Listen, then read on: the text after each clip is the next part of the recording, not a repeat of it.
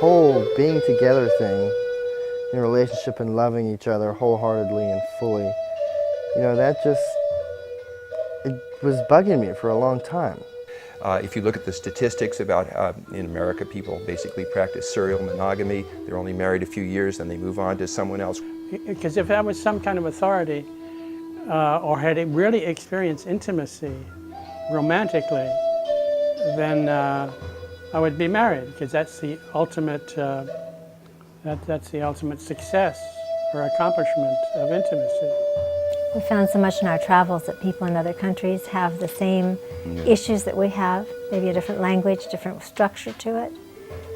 So we naturally are instinctively social beings, that when we are in the same room, as we're in the same room together, our hearts start to beat together, our breath, we start to breathe together.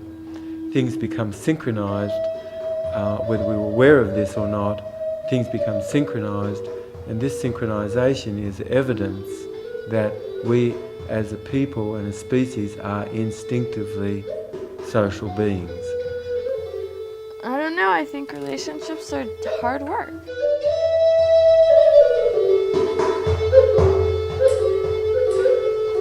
Well, first of all, one only can arrive at an end point of something being valuable by valuing the beginning. And the beginning can be, certainly if somebody values a diamond and it's made out of carbon, unless we value coal, which is the beginning point, we could never end up with a diamond. They're made out of the same substance. There's a need for us to have to go through this first step of our sexuality to learn how to love. If somebody never went through this doorway, they can never love. Very, very strangely. I was 7 or 6 or 7 in Paris, and I was in love with my first grade teacher over there. And I used to go up and bring questions to her and be next to her and close to her so I could smell her perfume and stuff like that. I was in love with my teacher. I mean, absolutely, totally transported, and in love with her. And she kind of knew it, I think, and it was... What first attracted me to her had to be, her looks, because she was walking down, the hill, or this little embankment thing coming towards the smoking area. And she was really friendly, and she was really bubbly and jumpy and cute and happy. And, I thought, wow, she'd be good to party with for a little while. Actually, I was coaching at the training. I had taken it before, and I was coming back to assist. And my coordinator said, well, there's a man back working the cameras, and he's not really getting involved in some of the group activities. We met at the Lovingmore Conference, which is the polyamory people. And polyamory is loving more than one person in an intimate relationship, for those who don't know. And Sasha was a presenter at the conference teaching Tantra. And I stopped at the West Coast Conference and sat down opposite him and said, wow. So I went back and introduced myself. I said, I'm here to be your helper. And I basically told her I didn't need the help, but she could certainly sit by me, So we ended up doing a lot of the exploring and experiencing together. We hit it off immediately. It was really strange because I went outside of how I normally do things. I normally was very cautious and, I had to know somebody a long time. If I wasn't with her romantically, I think I'd want to just follow her around, just be in her energy, because she's an angel. That's why I consider ourselves not only soulmates, but twin flames. So, how did we meet according to you? I agree. Oh, good. We dated for 6 months, and then we lived together for 6 months. And then we got hitched. Yeah, but our whole meeting was definitely something extraordinary. He opens the door for me, walk in, ask for a cigarette, of course, and then just talking, and he lived in the town next to me, and it was just, okay, well, let's party. I'm probably pretty much of a total failure in the area of intimacy, Because I mean, since I'm not married, which is the ultimate accomplishment. And I think about Brian and I think about us, get this like tremendous sense of love inside me. And that feeling just overwhelms me, and I think that's the most beautiful gift of life, love. The whole thing is fraught with problem for her and for him, and you could say that some time ago we were born with 4 arms and 4 legs, and then someone came and cut us in half, and ever since we've been struggling. And that struggle is a power struggle born out of a convention. We've actually had sex right after we've had a really bad fight before. Really? Yeah, I remember on the couch I raped you one day. Raped me. Yeah, and probably. You were really mad at me. And so I decided sex was going to be a good thing, and it actually worked. It does work, yeah. It does work. I think if you have sex right when you start fighting, you probably won't fight anymore. I think if people had sex a lot more, they would stop fighting. Do we use sex to avoid intimacy? No. No, I don't think so. No, I think we use it to get intimate. Yeah. Yeah. Not avoid it. How would you avoid it? Oh, here's how you avoid using sex to block intimacy. You maintain eye contact. In Tantra, we maintain eye contact most of the time. Your eyes are open. You're looking in the person's soul. Lust is not self-sufficient. Lust needs to be fulfilled, and needing to be fulfilled is not love. Just lust. Lust is simply a dissipation of self. My mother, who was very stern, controlled all her emotions, is bound to set an example for me as a child. I'm not able to pick up unconsciously that. I think she was frigid. Yeah, my mother was frigid, no question about it. So that sets an example for the whole female race. One of the things I did purposely when we first met was to watch how he treated other people. Because when you first meet somebody, of course, you want to put your best foot forward and make a good impression and, be perfect kind of person. And yet I watched how he treated his mother, his daughter, a sales clerk, a waitress, just watching his behavior in the world, not just to me, but to others, and the respect he had for people in general. It let me know that it wasn't just unique for those few months of early dating. Being in love or falling in love is kind of like a rocky road or a two-edged sword. It's dangerous because your soul is exposed. It just happens so intensely that, and so fast. Usually when you fall in love, you ever been in love? I found that for me, I don't like to be out of control, and I don't like to feel like that something is taking over my life. And Brian doesn't have as much control over his abuse problems. I don't know what it is, but I don't really have any. Yeah, none. Every time we ever get in arguments, it's always because of alcohol. But I mean, it's not like I'm a drunk, dude. No, but you are. Come on. No, you are a drunk. No. No. Come on. He doesn't stop drinking. That is not true. Well, it's true once I start, but... Yeah. Well, that's a drunk. But see, I also have a problem because my mom's an alcoholic. And it's really difficult. Well, I had a great fear of abandonment, and how did we work it out? You basically just slow down. You have fear of abandonment too, because you had been in, a 20-plus year relationship, and then all of a sudden, when we met, he had been coming out of a 20-plus year relationship, 18 years of marriage plus a long-term involvement, and it ended. It was quite a shock for him because he thought it was going to be forever.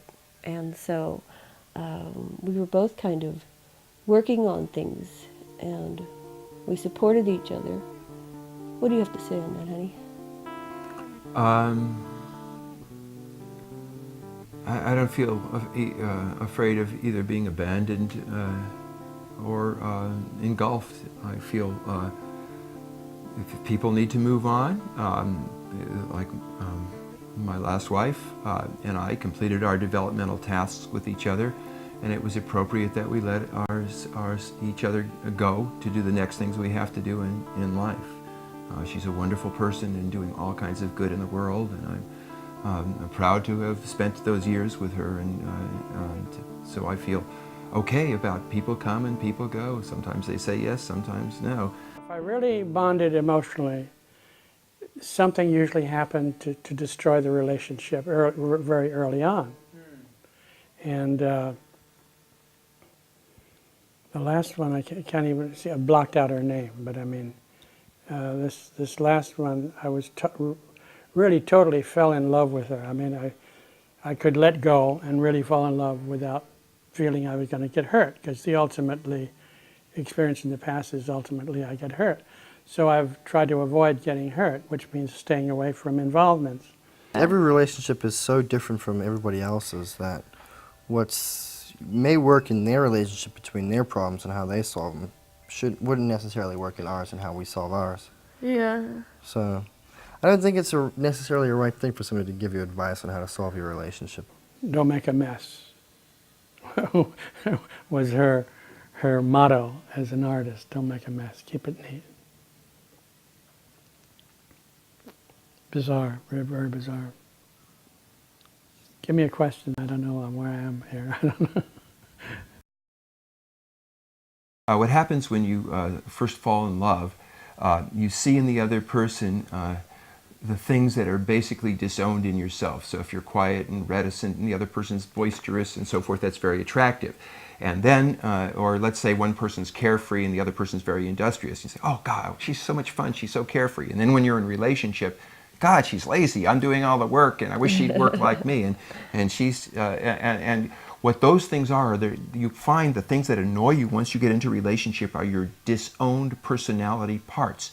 And that's what creates the negative bonding pattern or sourness that comes between couples. And we find that's wonderful because that's when you can discover the parts of you that aren't developed. So that if Janet's more industrious and I'm more kicked back, and I can't stand how industrious she is, then what I need to learn is to be more industrious. And what she needs to do is just get off her workaholism and be a little bit more kicked back. So those things that bug you, if you understand that it's really parts of you, or they wouldn't bug you, you'd be neutral on them otherwise, they're the leading edge of your growth.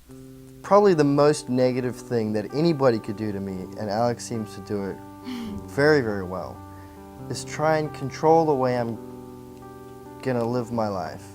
Because if you meet somebody and then you start with your own agenda and you try to change them and manipulate them and control them, it never seems to work.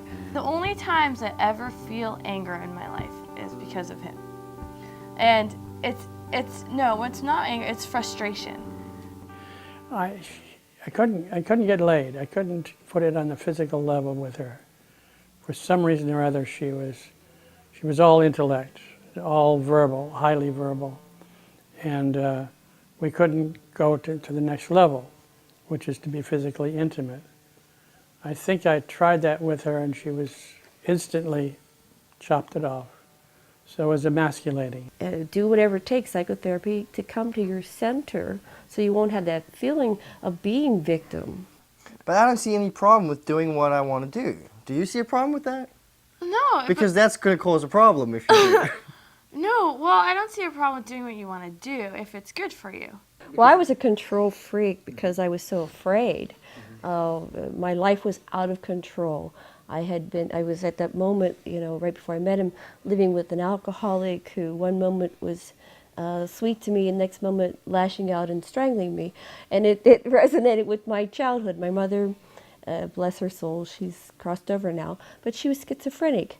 And so it was very strange being raised by someone who, was loving you one moment and rageaholic the next moment. So my need to control was because my life was out of control. So he loved me enough and said, okay, this is what she really needs, and I'm going to dedicate my life to the process. See, my mother would be very neat and control everything, and she would be amused and tolerant of this kind of flippant, kind of free-form stuff that I would do, because she couldn't do that.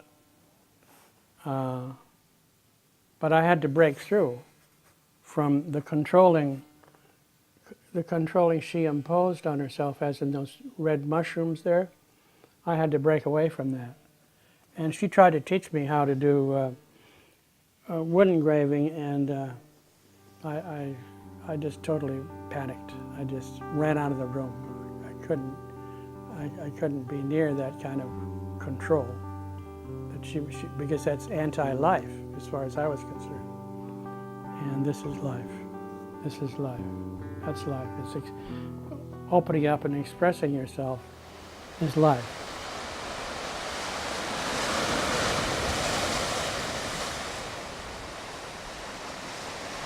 My first marriage, that is what happened. That's what ended it, was my ex had a series of affairs. And I think that's what I've learned now, is to set a boundary and say, if I'm being violated and there is no intent to heal things, you know, it's like after the first affair it was, oh, I'm so sorry. And I bought it and I said, oh, okay. And there was a supposed forgiveness, but there was no understanding of what had created that in the first place. So then it happened again and again. And finally I had to realize that out of respect for myself, I couldn't keep just turning the other cheek and the other cheek and the other cheek. And it was obviously going to continue happening. And so rather than trying to keep fixing it, I said, you know, there's some choices here. And this behavior is not okay. And you get to choose that or me. And under every resentment, there's a demand. So she resented him, so she went out and had affairs with other people and didn't tell him the truth because she was afraid of him because he yelled and hit her before, and so she resents that he hit her before and intimidated her. Underneath all those resentments are demands. Her demands: don't threaten me, be more available to me. His demands: tell me the truth, be with me more sexually, or whatever it is. And so then they can, when they get their demands up front, they can have a better chance of getting them met. We might define a successful relationship to be one that is without any demand. And that love is being without demand. And that wherever there is demand, this is not love. When a couple say they will only be with each other under this circumstance, this is not love. That other person isn't known, the most important, significant things in their life aren't known to you, so you're only loving their facade. And that's hollow, and doesn't feel as good as truly knowing people. And some people have that lifestyle, and I'm not making them wrong. I'm just saying what I like for myself, and what I think works for other people that want an authentic relationship. The only hope for an authentic relationship is a relationship that's based on honesty, good faith. Babe, it's not like you're getting any better now. You know what I'm saying? No. Because you're sober, it doesn't mean you're getting better. You're getting more aware of your circumstances. I think you're becoming more aggressive in your stance. No, I feel like I'm changing. Brian, so many nights I don't say anything when you're drinking, and so many nights I do. How many nights in the last 2 weeks have I spent the night in the other room? Because I told you I don't want you snoring next to me. Oh, yeah. Yeah. That's the deal. I mean, when he drinks, he snores and he stinks, you know? That's the deal. So I'm like, if you're going to do that, you got to go next door. Or not next door, in the other bed. I mean, I understand why people drink because I have alcoholic tendencies just like you do. I understand why people smoke cigarettes. I understand all of it. Totally aware. I just think it's stupid. But you know what sucks is you've suddenly come to this massive, great realization, even though you did it for so long. Now everybody else needs to follow your path. No, not everybody else. Or me, then. Well, you're my partner. I never said you had to be sober, Bri, but drinking every night and drinking until you pass out isn't a good thing. Babe, I don't drink every night and drink till I pass out, so stop fucking saying that. Bri, you do. Bullshit. He drinks till every last drop is gone. Yes. It's the truth, Brian. Your mom's problem is huge. My dad's problem is huge. Mine is not that big. Yeah, but do you understand what I'm saying? That it could get there? You're 24. Well, that's fine. I got 20 years of my life to go to get there. See, that's just what you're, I mean, that's totally what you were just saying. Is I see what happened to my dad, and I'm not going to try to work something out and try to change myself. But you've seen what happens when you blow the situation out of proportion, and you're doing the same thing. I don't feel like I am at all. I mean, my friends have come up to me and said, wow, Brian drinks too much. Every single one of my friends that has ever seen him drink. You know, I mean, it's not my brothers, my mom. It's your mom. Brian's mom used to pay his car payment so he wouldn't drink. Brian, it's not just me. I mean, it's been a long time too. But it's all right. My mom won't admit it either. So I set up a system whereby we could gradually withdraw from each other so it wouldn't hurt so much, so I wouldn't get hurt so much.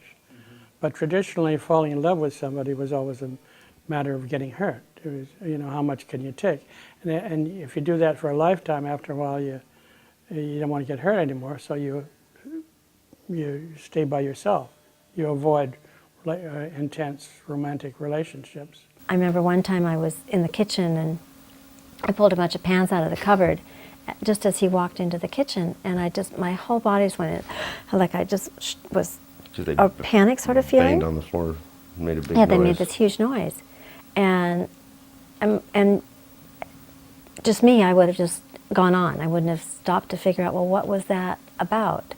And yet he stopped and he said, oh, he said, sweetheart, what was that? That was an overreaction to what just happened. You know, you went into a little girl kind of panic about that.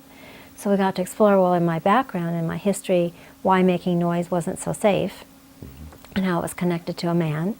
And so we just re-anchored that. He says, well, so now what you need to know is that when you make noise, instead of getting into trouble, you're going to get a hug and a kiss. So I would have, and he gave me a hug and a kiss, and I would have let it go at that. Okay, it's done. I got it, you know. And he said, no, put the pans back in the cupboard and do it again. So he maybe rehearsed making noise on purpose as he walked into my peripheral view. And each time then I got this hug and a kiss. And after about 4 times of this, we were just laughing, and it was hysterical. It was so funny. She kept going around hitting things with the pans. Yeah. But then a couple of weeks later, I wasn't even thinking about it, and I was sitting working on the computer, and I picked up one of those big dictionaries, and it slipped out of my hand and just smashed onto the floor. And he came running from the other room and gives me this big hug and kiss. And I said, well, what was that for? And he says, you just made a noise, and I made a commitment that when you made noise, you get a hug and a kiss.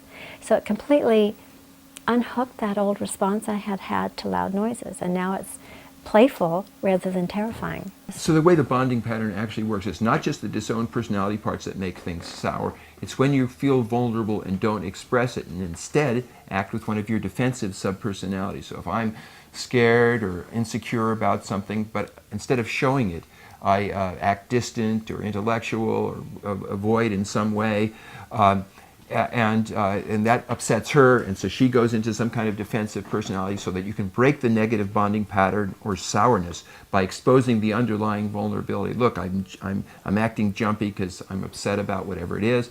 Then the quarrel's over. So what triggers the negative bonding pattern is someone feels vulnerable, hurt, scared, insecure, but doesn't express it. What keeps it going is how each person is acting out the other person's disowned personality part. Like one person's real aggressive and one person's real quiet. The aggressive person needs to quiet down. The real quiet person needs to be a little bit more assertive. And then you're back to centered functioning. I feel like I have a new contract every day. The piece of paper that we signed, I'm not sure where it is. I'm sure we have it somewhere safe. And yet for me, the contract is in my heart, and that's a daily thing. So each day I have to want to be the person that she would want to be with, if I want to be with her.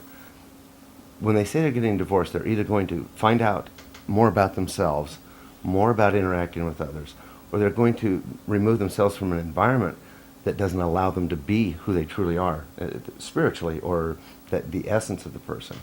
Then you probably don't belong together, and I would rather you leave now before you damage each other.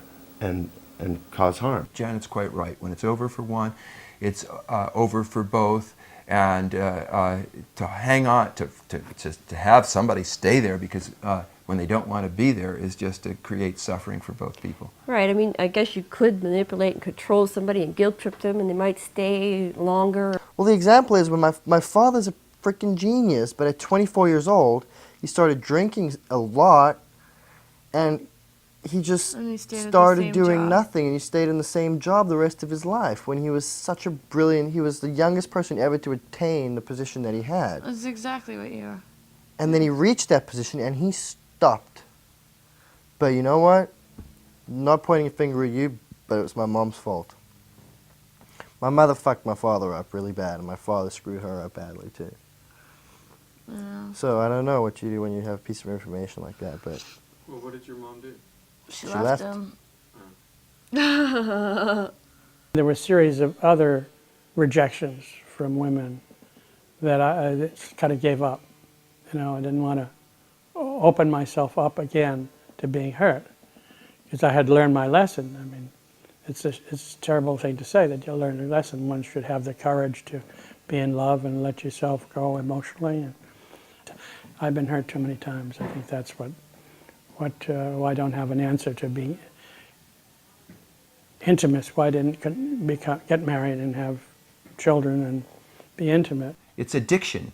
Addiction is that makes you suffer. That is, if you don't get something, you're gonna you say you'll suffer, or if something is present, you say you'll suffer. Those are addictions. If you up-level your addictions to preferences, you know, if I say I've got to have chocolate ice cream or I'll suffer, and I only get vanilla, I suffer. But if I say I'll enjoy whatever I've gotten, wow, I got chocolate, my preference, I can enjoy more. But if I don't have chocolate, I just have vanilla, I'm happy. if I love this woman, we're gonna have a baby and stuff. Let's just try and do it in a happy and civil way, because I don't want to turn out like my father. So I'm gonna work my ass off at my career. I'm gonna stop drinking. You know, that's final. I have always felt intimate to all of life. And there's no moment where I feel more of this than another. I don't feel that intimacy specially done is special intimacy. I think there's more attributed to sex than really belongs to sex. To me, true intimacy is being able to go for the deep emotions and share that. I mean, Brian hasn't been drinking, and I'm just so happy. It's like everything that I've wanted in our relationship has come to be. It's just been like bliss. But as soon as you start agreeing on things, there's no control issues. There's nothing left. Yeah. Because if I think this is the right thing, she thinks this. Oops, whack. Sorry. If I think this is the right thing, she thinks this is the right thing. You're not batting heads. You're going, the right way. You don't have to control the other person to try and get your point of Amazing view. what happens when you agree upon something. Intimacy, much that exists, is just a show of a need, and that people are role mates whilst this is going on. They just are role mates, not soulmates. And most everyone you meet is really a role mate. And love isn't, because the person is not self-realised. Only love is as somebody is self-realised. Sometimes I'll say, gosh, you treat me like a princess. And he said, well, because you act like one. Well, I act like one because he treats me like one. It's like, where does it begin?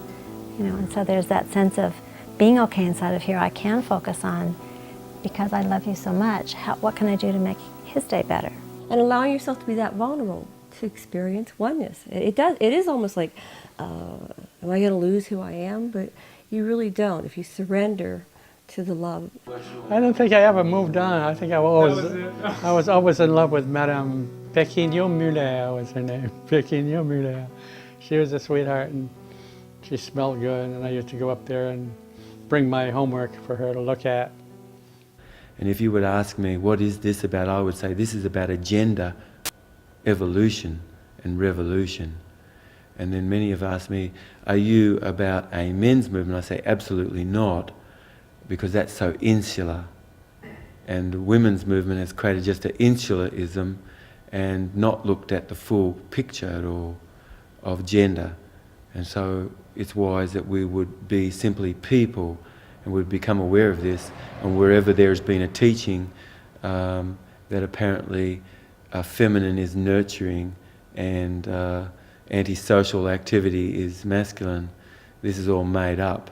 So when you take responsibility and you each look at how you contributed, because it's a system, it's not one person doing it, you're in a system of internal resentments, which because of our probably cultural conditioning, we do not do open, authentic communication. We're afraid to talk about to our partner like, hey, I'm attracted to Joe, and what am I doing? I'm attracted, so you don't talk about it, but you know, if we have any kind of attraction, we just say, you know, I'm attracted to so-and-so. It doesn't mean because you have the feeling or the emotion that you have to act on it, but if you can talk about everything you're feeling, then you can let go of the charge, which would lead you to, you know, doing the inappropriate behavior like infidelity. So anyway, that's where we've come through from two different paths. We come to the same conclusion, and I think if I can do it, anybody else can do it, and what we're hoping with what we do in life is that you don't have to go through the same pain that we have to come to this place. I think if I had a dream magic wand, I would want people just to know who they are truly, to find their identity, that essence of self. Then once you know who you are, then you can move on and say, this is what I want as the person I am, and not have the baggage from the past or the beliefs from teachers, parents, clergy, anybody telling you how you should live. You should, I think, be as yourself. I think we've become a lot more intimate emotionally as opposed to sexually or physically. And spiritually too. Yeah, spiritually. You know, you just allow that person to be where they're comfortable, and that allows people to kind of blossom, you know, like a flower opening up slowly. When you open up completely, you open up everything up. And it's like a kind of honesty where you meet your own soul, yourself, and that's love. And if you're with somebody who it can either hurt or be very fulfilling, and it's actually both of those things. It hurts and it's fulfilling too. So it's like doesn't make a lot of sense, you know. It should. Wouldn't it be nice if it just feels good?